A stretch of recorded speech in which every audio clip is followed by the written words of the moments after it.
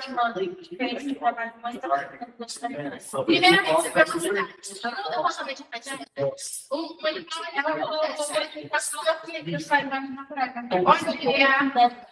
ela vamos lá. 11, dar continuidade que nós mal começamos na nossa última aula. Nós começamos as figuras de Picasso. Quem ganhou o ticket aí? Eu tenho que ter um pedaço da testemunha. Eu fui testemunha ocular da aposta. Eu quero pegar o ticket. Eu vou ganhar o eu vi a secretaria, porque as meninas estudam, gente, as associações que elas fazem são ótimas. Obrigada. Na hora de ganhar, a criatividade bola solta, exatamente. Então, vamos lá, pessoal. Lembrando que quando a gente fala de figuras de linguagem, sim. Gente, não tem forma de comer. Hoje? Não, eu queria hoje. Amanhã tem na plantão para vocês. Amanhã não tem. A gente já nem mandou plantão amanhã. Pagando que mal tem. Não é? Pagando não tem. Figuras de palavra, de pensamento. Nós falamos sobre isso semana passada. Hoje eu tenho várias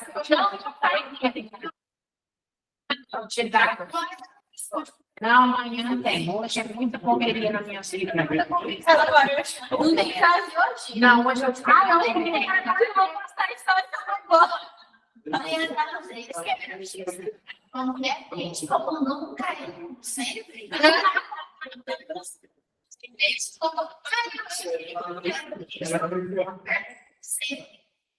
Pessoal, vamos lá, amanhã tem frase de. Primeiro tem que simular. Pois é, tô sabendo. Ela vai colocar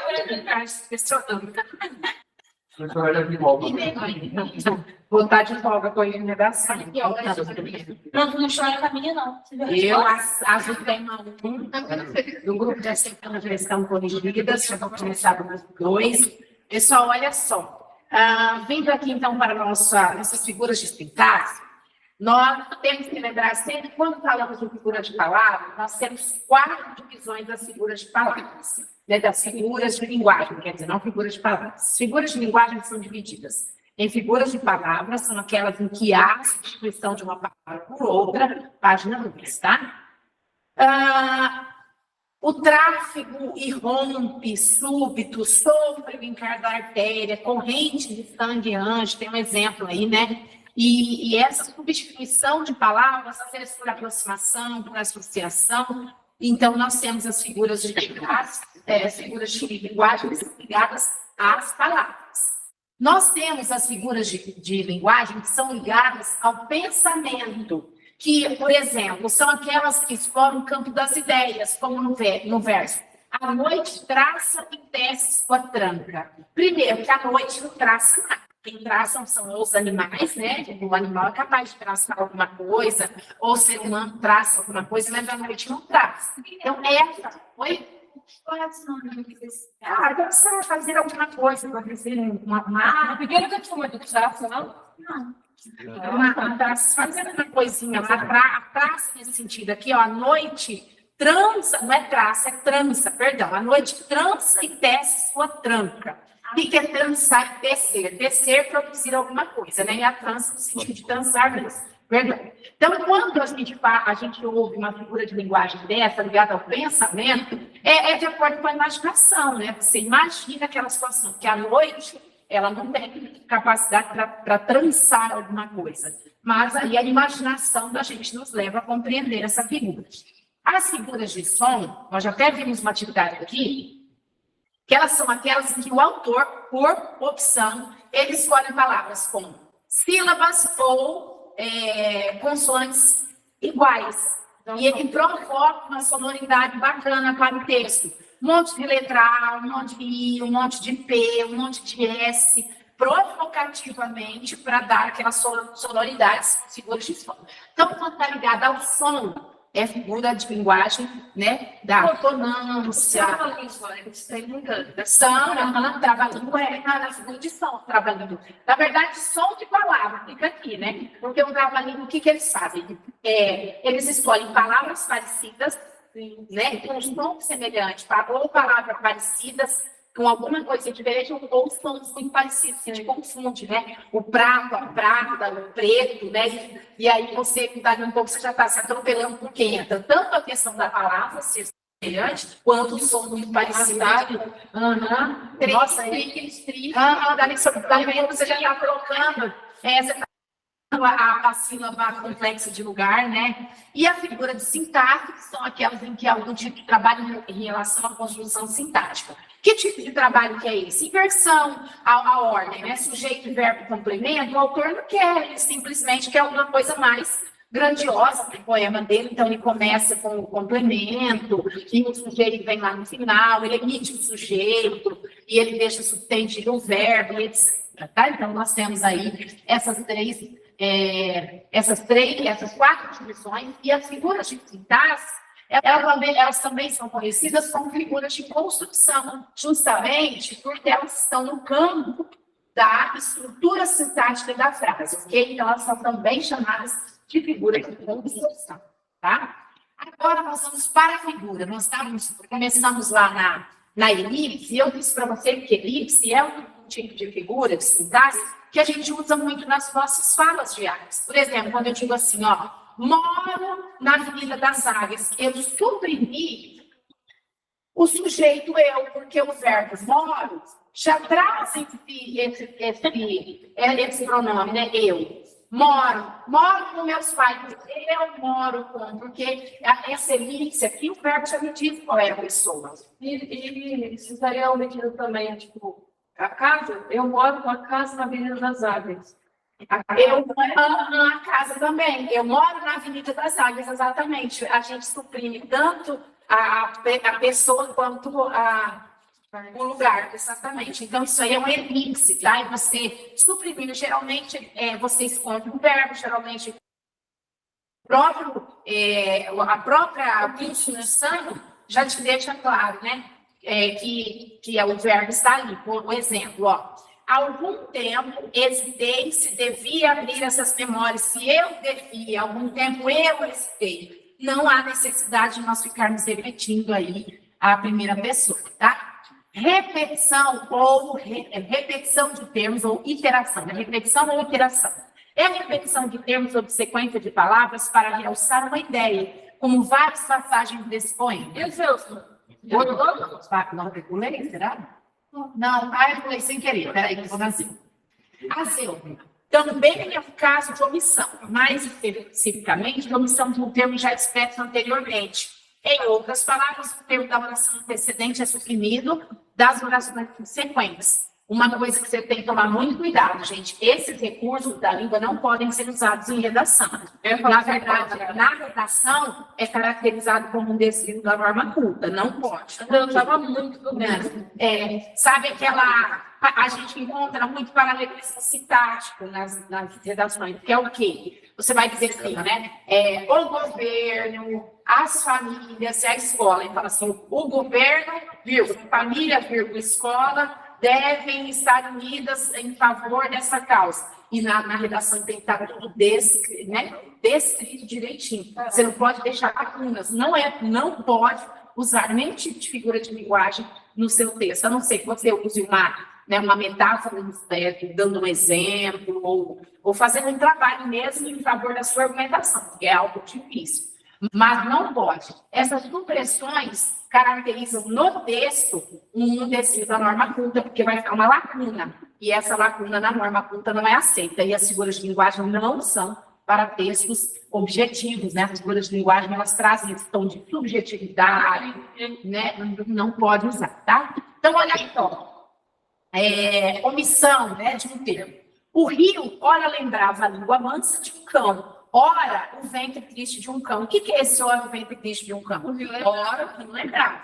Ele lembrava uma língua mansa, ele lembrava um ventre triste. Ora, ele lembrava um outro rio, tá? E aí, aquele rio era como um cão sem plumas. Essa associação que ele fez foi justamente porque lá no primeiro termo ele já havia colocado o rio e nós sabemos automaticamente as retomadas. Lembrando o seguinte, esse tipo de linguagem, né, como eu já falei para vocês, ele é especificamente utilizado, né, na maioria das vezes, nos textos literários, né, onde tem a omissão. Nós usamos também nas nossas falas diárias muitas figuras de linguagem, mas quando nós vamos escrever texto argumentativo, dissertativo, a linguagem tem que ser objetiva, seguindo as regras da norma padrão, e aí entra, né, nos moldes lá da linguagem culta, que não pode ter, né, metáforas e figuras de linguagem aí. Então, a zêugma é a supressão, tanto a omissão de um termo, né, já expressa anteriormente, que você percebe que ele está ali, ok? Quando nós falamos de elipse, o que é? Geralmente, a elipse é apenas de verbo, de sujeito, né? A questão da casa vai entrar onde? A casa. Eu acho que a casa fica mais, então você me perguntou, eu moro na Vila das Águias. Mas a localização, né? teria que ter o contexto, exatamente. Isso Teria que ser só natural, fica só elipse, exatamente. Agora, dentro do contexto, isso eu já falei em outro momento, eu não quero repetir, né? Repetição ou iteração. Nunca morrer assim, nunca morrer um dia assim, de um sol assim. Ó, totalmente poético, né? Segundo verso. Pelo contrário da zêgula da elipse, né? Exatamente. Aqui não, aqui é o excesso, né? A repetição que traz a riqueza para o poema. Ao contrário da zêgula da elipse, que suprime, essa aqui não, essa aqui coloca, acrescenta, né? Olha lá, assim de um sol assim, tu desgranhada e fria, posto dos teus olhos molhados, eu apertando nos meus olhos os meus dedos gelados, e um dia assim, de um sol assim, e assim a esfera, né, o autor, ele provoca essas repetições, justamente porque ele cria toda uma situação aí de som também, né, assim, aquela coisa que parece esse assim, parece, eu tenho a impressão que quando a gente começa a ler, que ele está querendo descrever aquele momento ali, né? Assim, aí eu faço assim, descrever mesmo detalhadamente o que está acontecendo, né? E um dia assim, de um sol assim, e assim a esfera, toda no esplendor do fim da primavera, asas tontas de luz, cortando o firmamento, ninhos cantando em flor a terra toda, o vento despencando dos rosais sacudindo o arvoredo. E aí ele insiste, né, nessas repetições, aí, mas tudo pensado justamente para dar essa musicalidade para o poema, essa descrição, né, esse detalhamento. Pessoal, quando nós falamos em pleonasmo, o pleonasmo, ele é um vício de linguagem, tá? Não é uma figura de linguagem, ele é um vício de linguagem.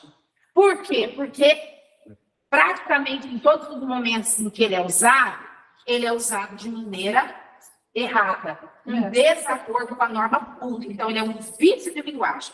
Ontem eu falei para as meninas, não, foi ontem na aula, eu falei, depois eu quero falar para você do negócio do feminino e masculino, que nós falamos ontem. Ontem nós falamos na aula a questão seguinte, por exemplo, resultados. Você usar resultado final é um pleonasmo, é redundante. Se é o resultado, é porque já chegou no final, é o resultado. A gente usa resultado final. Não tem vários resultados e aquele é o final. São etapas, né? São as etapas. E aí o resultado é que a gente chegou no fim. Então, é um pleonasmo. Oi? Sim, é uma conclusão. Se você chegou ao resultado, já é uma conclusão. Pode ter várias etapas. O fato real, gente, se é um fato, é real. Baseado em fatos reais, mas o fato é algo baseado na realidade. Se é um fato, é real, né? Então, essa expressão fato baseado em fatos reais, resultado final, a hemorragia de sangue. Então, nós temos, está dizendo assim, é a figura caracterizada pela informação redundante, pelo emprego de um termo que repete o significado de outro. É importante salientar que o pleonasmo tanto pode se construir em um reforço estilístico, nesse caso legítimo, como em um tipo de construção inadequada, que chama, inclusive, pleonasmo vicioso, é um vício de linguagem. Entra para dentro, vamos conversar. Vamos sair ali fora, está mais fresco, né? Eu tenho que subir lá em cima hoje para resolver umas coisas. Eu tive que descer lá embaixo ontem, e eu demorei para voltar. Né? A gente ouve isso e quando a gente se percebe, a gente está até falando. A hemorragia de sangue. Não existe outro tipo de hemorragia emo, né? De sangue. Então, como que haveria uma outra hemorragia se não for com sangue? E a gente ouve isso daí, né? Alguns exemplos de expressões que constituem pleonasmo vicioso. Consenso de todos. Gente, o consenso, a palavra consenso já engloba todos. Se é um consenso, vamos entrar em um consenso. Significa que é um senso comum. Consenso. Senso comum. É o senso de todos, certo? Então, o consenso de todos é uma redundância. Outra expressão, breve e sucinta apresentação. Gente, se ela é breve, ela é sucinta, porque ela já é breve, né? Mínimos detalhes também é uma redundância, porque os detalhes são mínimos. Se é detalhe, já é mínimo. Senão, não seria detalhe. Os mínimos detalhes é uma redundância, porque o mínimo já é detalhe, né? Por isso que a gente faz a cabeça na redação. Detalhe do vídeo. Detalhes que resultam no resultado final, que atrapalham o resultado final. Então, é um consenso de todos os professores. Esse conceito de todos é baseado em fatos reais. Acabou no português. Zero, né? Olha na outra, pessoal, o principal protagonista. Se o cara é protagonista, ele já é principal, né? Outra expressão, entrar para dentro, descer para baixo, né? Evidentemente, mesmo esses exemplos podem, dependendo do contexto da situação comunicativa, ser empregados como reforço expressivo. Mas daí, olha só a diferença, ó. Técnicos do Tribunal de Contas, do Poder Judiciário e do Ministério Público vão se reunir com técnicos das Secretarias da Fazenda, Planejamento e Procuradoria-Geral do Estado. A ideia é fazer um novo projeto de lei que atenda a um consenso de todos os poderes. Mas olha só, não é um consenso de todos, é um consenso de todos os poderes. Então, tem que ser o consenso dos poderes. Sim, mas aí a explicação foi usada como um reforço. Que vai haver um consenso, vai ser comum a todos os poderes. Você pode ver que está dentro de um contexto. Mas né? é errado. Tá, aqui considerar um erro, mas um recurso estilístico para reforçar a ideia de que não vai ser uma decisão única, mas vai ser uma decisão tomada com todos os poderes. Não poderia certo? colocar todos entre Poderia sim, mas ele fala errado. no sentido da palavra. Acho que é uma expressão. Não. A questão é que poderia ficar assim, ó. Não, travessão. Como se fosse. Mas aqui, ó, poderia simplesmente ficar. Tem uma lei que atenda a um consenso dos poderes, né? Que atenda ao consenso dos poderes.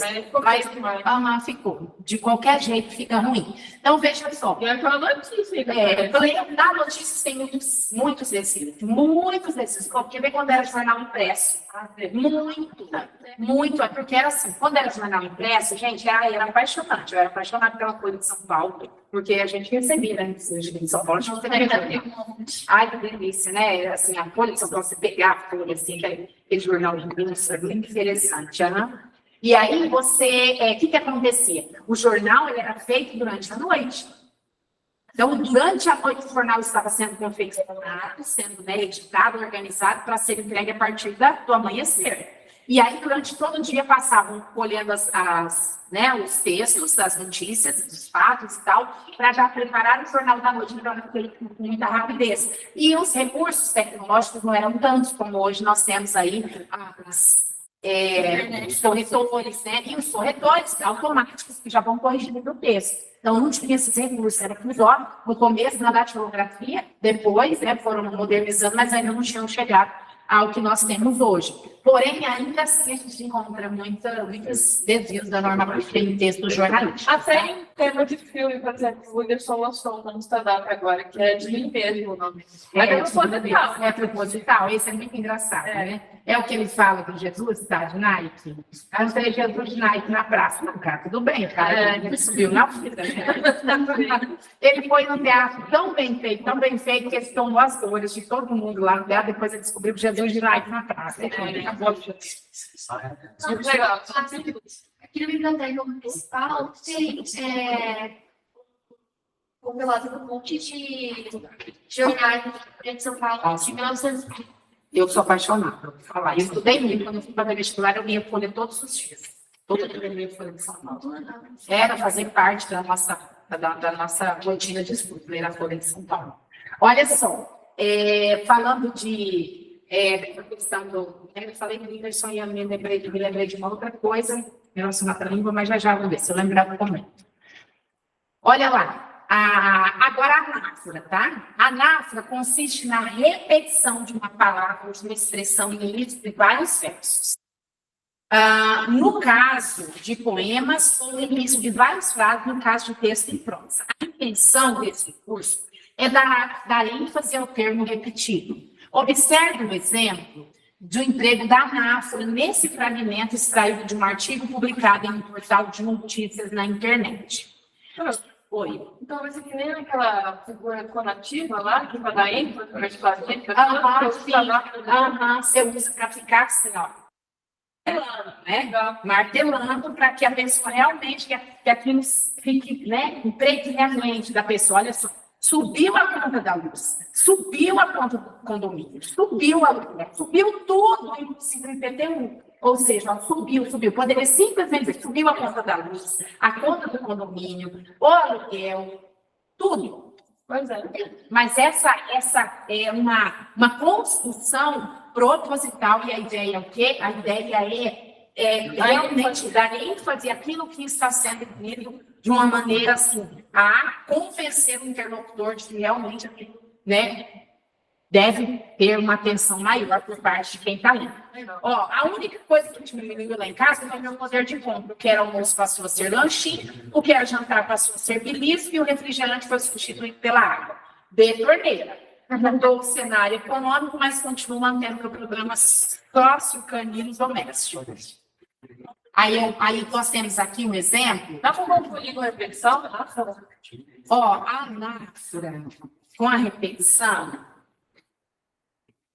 tem que tomar cuidado, né? Porque você vai depender do contexto. Você nem colocar. Qual a ideia do contexto, né? Nem colocar a anáfora e repetição, será que tem alguma pergunta? Sacanagem, né? Vai, com certeza eles não devem fazer isso, não, porque eles gostam de trabalhar com a questão da utilização da língua, qual o sentido da utilização da língua.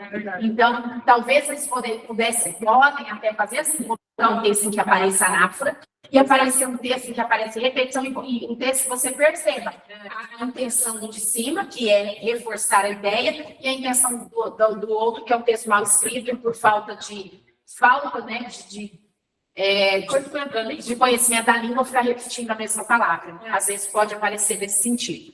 Olha lá, um poema do Ferreira Goulart que diz assim: no Piauí, de cada 100 crianças que nascem, 78 morrem antes de completar 8 anos de idade. No Piauí, de cada 100 crianças que nascem, 78 morrem antes de completar 8 anos de idade. No Piauí, de cada 100 crianças que nascem, 78 morrem antes de completar 8 anos de idade. Olha só que interessante. Antes de completar 8 anos de idade, ele está batendo nessa tecla, né? Ele quer chamar a atenção. Olha que impressionante que é essa informação, e é uma informação que está em forma de um poema, e chama-se Poema Brasileiro. E ele são dados, né?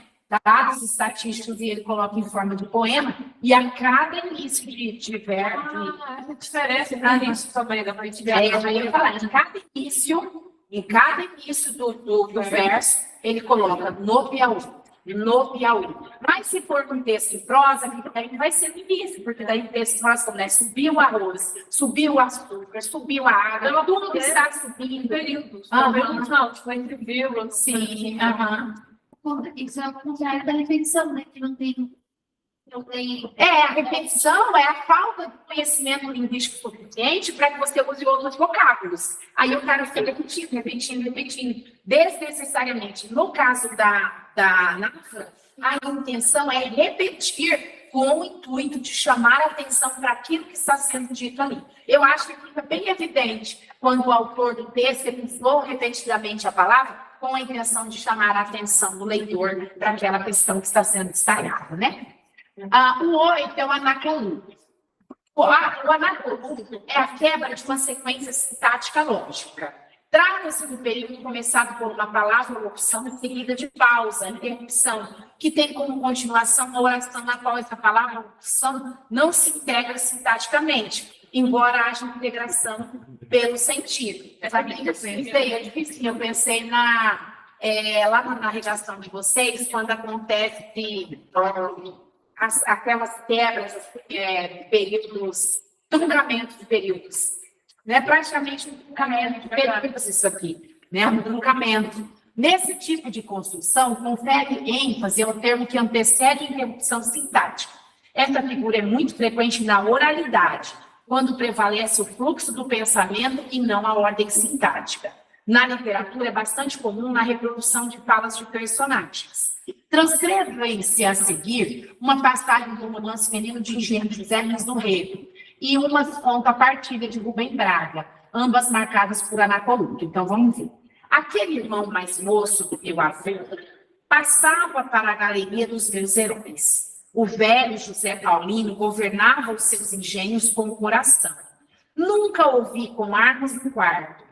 Umas carabinas que guardava atrás do guarda-roupa, a gente brincava com elas de tão imprestáveis. Aí ficou claro. Ficou, mas é porque está na literatura e o uso está sendo, né? Ele usou com essa reação, ele quebrou uma sequência, nunca ouvi com armas no quarto. Ou seja, nunca brincaram usando armas. E aí ele começa uma outra construção, tipo assim, umas carabinas, ele está sugerindo as armas, né? Umas carabinas que guardava atrás do guarda-roupa, a gente brincava com elas, que são imprestáveis. É uma quebra na sequência lógica das ideias. Então, ele está falando ali, ó. Ele está falando do irmão mais moço do avô, né? Que entrou para a galeria de heróis, que é o velho Paulino. Umas carabinas que guardavam no guarda-roupa e a gente brincava com elas. Nunca ouvi, ó, aqui, assim, ó, era aqui, devia ser assim. Nunca ouvi com armas no quarto, vírgula, possuía umas carabinas que guardava atrás do guarda-roupa. De tão emprestadas, a gente brincava com elas. Teria que ser essa construção, e não houve. Ele acabou a ideia, e aí ele só falou das carabinas, de certa forma, as carabinas ficaram soltas ali. Esse período. Que não houve uma conexão, não teve uma oração coordenada. Não houve elemento coercitivo, que é o truncamento lá, quando a gente faz na redação, né? Ele sabe, o truncamento de ideias, você encerra uma ideia e começa a outra sem conexão. Você trunca a ideia, você quebra ela ali e não dá continuidade, você começa uma outra ideia. É exatamente isso que acontece na redação. Porque isso a gente faz no campo da oralidade. Porque na oralidade, você está conversando, cara. E aí você vai falando de maneira tão natural que a gente compreende, a gente está dialogando. Agora, no escrito, O sentido faz sentido, faz sentido, mas não está ali. Sintaticamente não está ali. Aí o que acontece? Aí, eu falei pro Gui, ó, eu sei o que você está querendo dizer, mas não está ali. Então eu vou te cobrar porque não está ali. Eu sei o que você está querendo dizer, eu estou entendendo, mas não está ali. Então, se não está ali, tem que cobrar, né? Cadê o pedaço que está faltando ali, ó? Nunca ouvi com armas no quarto, vírgula. Possuía umas carabinas que guardava atrás do guarda-roupa. A gente brincava com elas de tão emprestada. Ponto e vírgula. O ponto e vírgula, ponto e vírgula seria excelente aí, Lucila. Porque ele pensou que seria excelente. Ponto e vírgula da minha redação. Cuidado. Mas não dá errado. Porque eu coloco os dois. O coletivo, esse A problematização lá, assim, os argumentos. dois, e aí ponto e vírgula. Faço com esse também. O tratamento foi zico, mas o corretor tira ponto. Tem ponto e vírgula, tem corretor tira ponto. Se ele for conseguir, eu já peço para o aluno tirar. Não utilize ponto e vírgula na sua redação. Eu peço para o aluno tirar.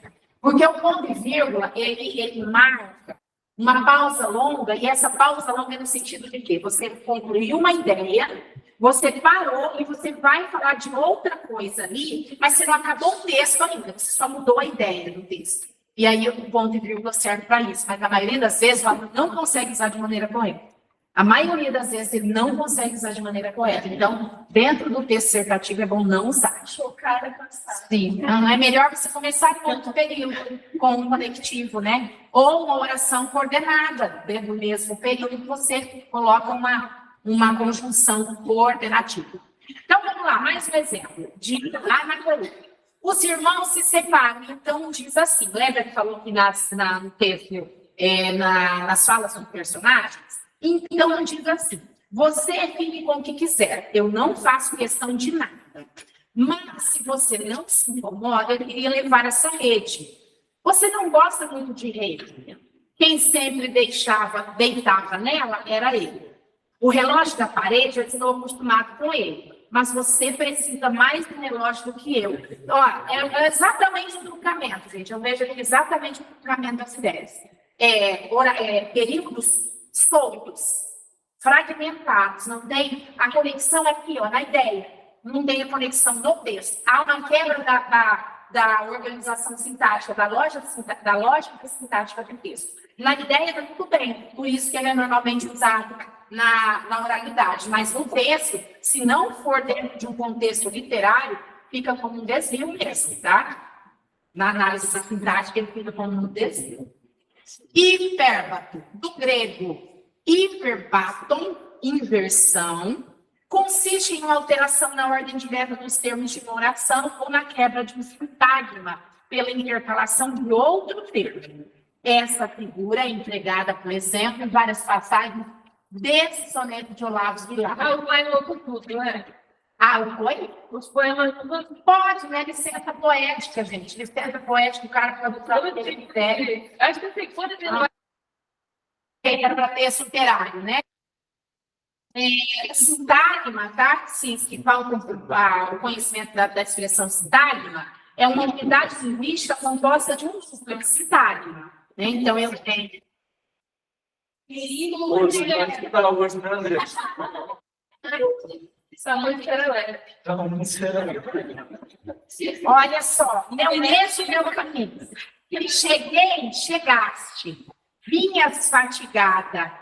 É triste, fatigada, eu vinha. Ó, inversão. Isso é poético, né, gente? O autor, ele quer dar ênfase para aquilo que ele acha que vai ficar mais interessante, ele elabora os versos, a maneira que ele quer chamar a atenção do leitor, né? Tinha as aulas de sonhos povoadas. E a alma de sonhos povoados eu tinha. Isso é o Herbert. É um verbo de inversão. A ordem é o quê? Sujeito, verbo, complemento. Mas aí o autor, por alguma razão, ele inverte.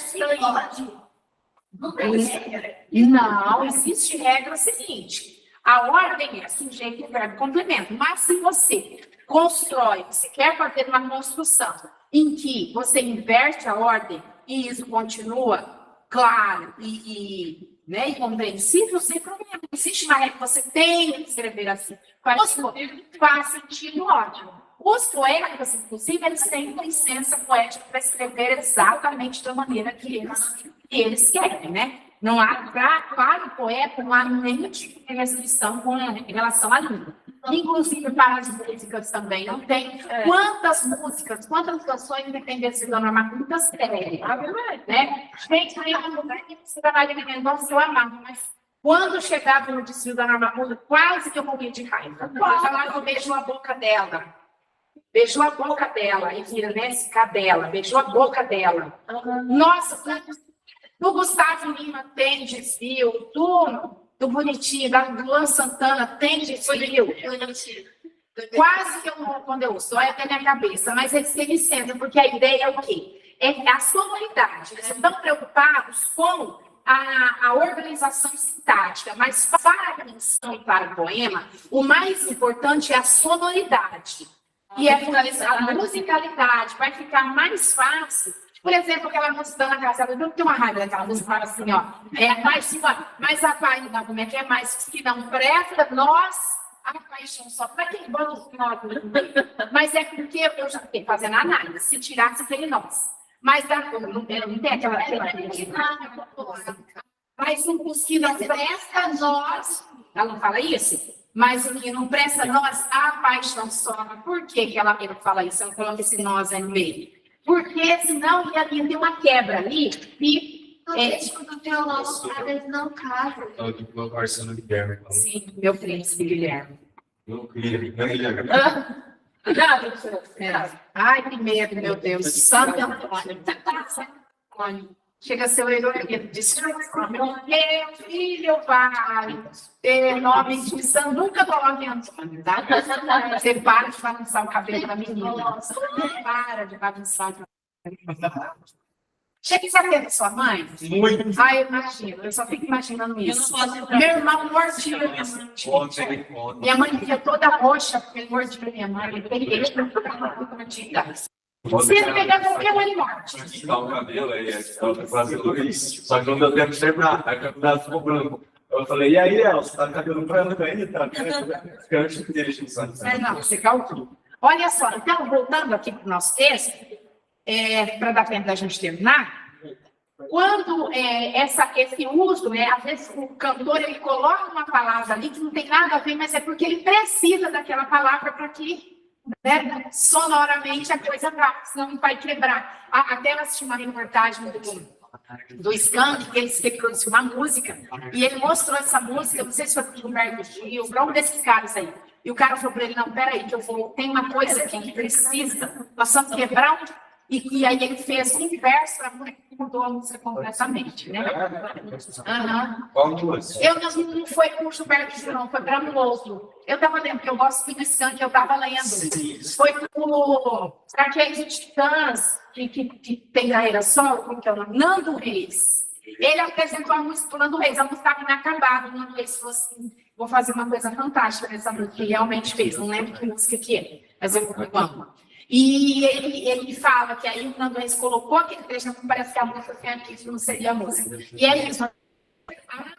Expressões, porque o poeta, o músico, ele não sabe ocupar com a sintaxe. Ele não está fazendo análise sintática. Ele tem licença poética. Se está certo sintaticamente ou não, para ele não importa. O que importa para ele é a sonoridade. Gente, silepse. Silepse tem de alguns tipos. Silepse de número, silepse de gênero e silepse de pessoa. A silepse consiste em estabelecer concordância pelo significado e não pelas diretrizes gramaticais. Por essa razão, é também chamada de concordância ideológica. Nós já falamos disso em algumas atividades que nós temos. Há 3 tipos de silepse: a de número, a de gênero e a de pessoa. De número, o casal chegou na hora para o jantar, mas foram embora mais cedo. Gente, de acordo com a norma culta, esse foram embora está em desacordo, é um desvio. Porque se é o casal é singular, mas há uma concordância ideológica. O casal, a gente já conhece pessoas, tá? Eu lembrei de falar em muitas pessoas, eu lembrei de outro pleonasmo que a gente comete de ouro em todos os lugares. Grande multidão? Grande multidão. Uma grande multidão na igreja, na pregação da igreja quase todo mundo. Uma grande multidão para ouvir Jesus. Eu falo, pensa no grande multidão. Pensa na pequena multidão. Pensa na pequena multidão. A grande multidão. Pequena multidão. Olha só, o pessoal permaneceu um pouco aqui no restaurante, mas logo saíram. O saíram, de acordo com as normas da língua culta, está errado, porque quem saiu? O pessoal saiu, né? O pessoal não saiu. Mas isso é uma concordância ideológica, porque na nossa cabeça já tem casal é 2 pessoas, né? O pessoal são muitas pessoas. Silepse de gênero. Porto Velho está muito chuvosa neste dia. Gente, Porto Velho é uma palavra masculina, mas a concordância ideológica está sendo feita com quem? A cidade de Porto Velho, tá? Vossa Excelência está equivocado. Por quê? Porque Vossa Excelência pode ser nome que é um pronome de tratamento. Vossa Excelência está equivocado. Pode ser o que? O prefeito, que é a Vossa Excelência, o juiz é a Vossa Excelência. Então, a concordância é feita com a pessoa e não com o pronome de tratamento. Silêncio de pessoa. Os professores... Oi? Os professores estamos. Os professores lutamos sempre por educação de excelência. Olha, se fosse nós, tá difícil. Porque você está junto, né? Nós, os professores, lutamos. Eu acho que nós, é melhor. Ó, é uma silêncio. Nós estamos analisando a língua culta, nós estamos analisando figuras de linguagem. A figura de linguagem de silêncio, ela faz, em algumas situações, ela se justifica por conta da ideológica, né, da concordância ideológica. Os 5 obtivemos com esse. Por que os 5? Eu faço parte desses 5, certo? Mas lembrando sempre de uma coisa muito importante. Quando nós falamos de figuras de linguagem, nós não temos que utilizar figuras de linguagem nos nossos textos dissertativos e argumentativos. Porque a figura de linguagem, ela é para os momentos em que você pode trabalhar com as palavras que não precisa ter muita clareza, você pode, né, utilizar ali em favor daquilo que você quer transmitir de maneira bonita, de maneira envolvente, de maneira interessante, né?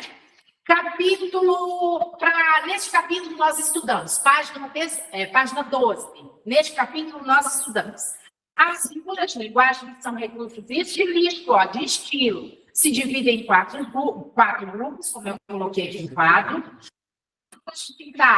Que é o assino deste capítulo, são aquelas em que há algum tipo de trabalho em relação à construção ou à disposição dos termos nas orações ou períodos. Cada uma das figuras de sintaxe, elipse, zeugma, interação, pleonasmo, anáfora, anacoluído, pérfado, siléfio, assínteto e polissínteto apresenta determinadas características e efeitos expressivos na oração. Certo? Sobre o primeiro aqui, que está falando de assínteto, polissínteto, nós vimos? Não. Não, mas é porque o assínteto e o polissínteto. É verdade que está falando que está, mas não está, mas vai ter mais para frente. Pessoal, então é isso que hoje, na próxima aula, que não será amanhã, nós faremos, se vocês puderem, né, se tiverem tempo de tarefa, façam uma tarefa, está tendo acompanhamento, né? Acompanhamento para ver quem está fazendo, os índices lá de realização das atividades, é importante para vocês.